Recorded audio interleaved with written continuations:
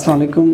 मेरा नाम डॉक्टर फरहान अली है और मैं बच्चों के दिमागी व असाबी दिमाग का माहिर डॉक्टर हूँ। अपना जो MBBS है वो खैबर मेडिकल कॉलेज से किया था, फिर फर्स्ट स्पेशलाइजेशन पीडियाट्रिक्स में मैंने खैबर टीचिंग हॉस्पिटल से किया है।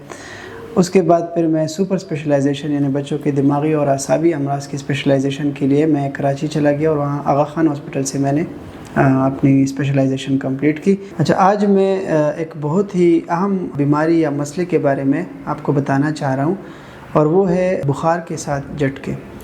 तो बहुत कॉमन है, ज़्यादातर हमने फैमिलीज़ में देखा है, बच्चों में देखा है कि बुखार के साथ बच्चों को जो है वो झटके आना शुरू हो जाते हैं। तो यूजुअली बुखार के जो झटके होते हैं वो 6 महीनों से लेके 5 साल तक के बच्चों में देखा जाता है और बुखार उसमें बहुत अहम है कि बच्चे को जो है 101, 102 या उससे भी ज़्यादा बुखार हो। अच्छा, बुखार में झटका आ जाता है और उसके बाद अगर आप देखें तो जो ही झटका ख़त्म हो जाता है 1-2 घंटे के बाद बच्चा ठीक हो जाता है और अपना खेल कूद वगैरह वो शुरू कर देता है। तो ये बहुत ही कॉमन है और पेरेंट्स जो हमारे पास आते हैं कि डॉक्टर साहब जो है ना बुखार के झटके आ रहे हैं, खुदा न खास्ता दोबारा अगर बुखार के झटके आए तो हम क्या करेंगे, ये मिर्गी तो नहीं है।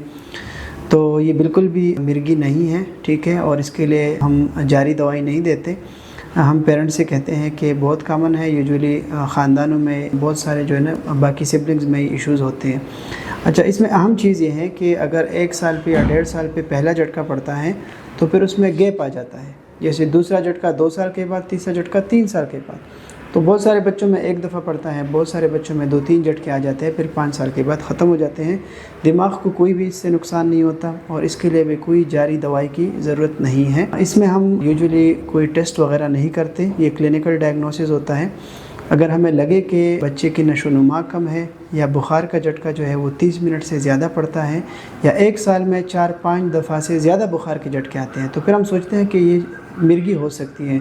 तो उसमें फिर हम दिमाग की पट्टी करते हैं जिसको हम EEG बोलते हैं और MRI ब्रेन, CT ब्रेन जो भी हो, तो फिर हम उसके टेस्ट वगैरह करते हैं। अब पेरेंट्स हमारे पास आते हैं कि डॉक्टर साहब एक बच्चे को जो है उसको बुखार से झटका हुआ लेकिन मेरे दूसरे बच्चे को 104 बुखार हुआ है, उसको नहीं हुआ है, तो ये क्या वजह हो सकती है?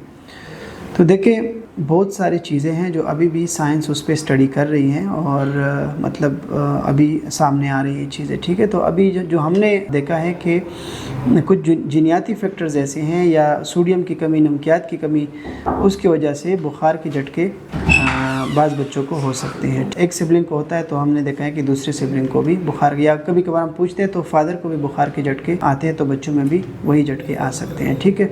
अच्छा, अगर किसी को झटका पड़े तो आपने बिल्कुल भी हवास बाख्ता नहीं होना।